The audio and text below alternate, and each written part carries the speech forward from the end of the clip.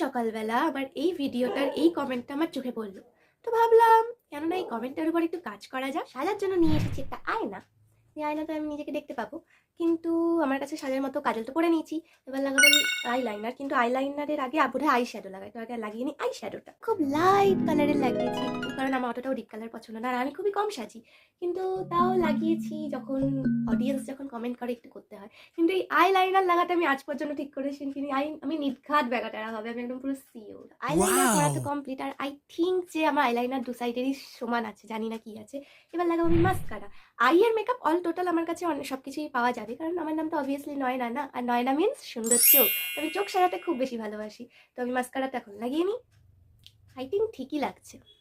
But আমার চোখগুলো দেখে আমার নিজের একটা গান মনে পড়ে যাচ্ছে, যে গানটা আছে না, ও গো কাজল নয়না হরিণী তুমি দাও নাও দুটি আঁখি। আই মেকআপ কমপ্লিট হওয়ার পর এখন আমি লাগিয়ে নিচ্ছি হালকা করে একটু লিপস্টিক।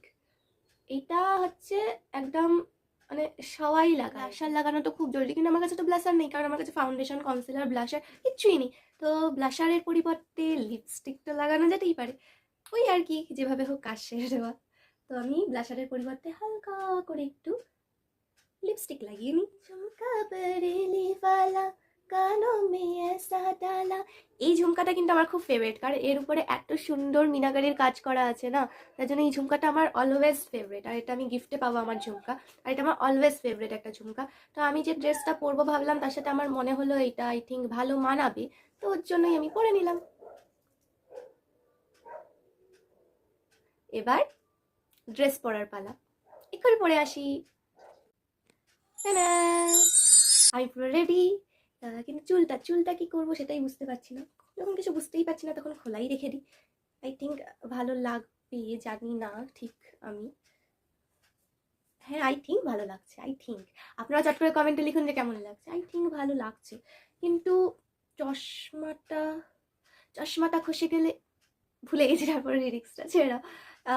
চশমাটা কি চোখেই রাখবো? না, চশমাটা যখন পারছি না কোথাও রাখতে, তখন চশমাটা এখানেই রাখি।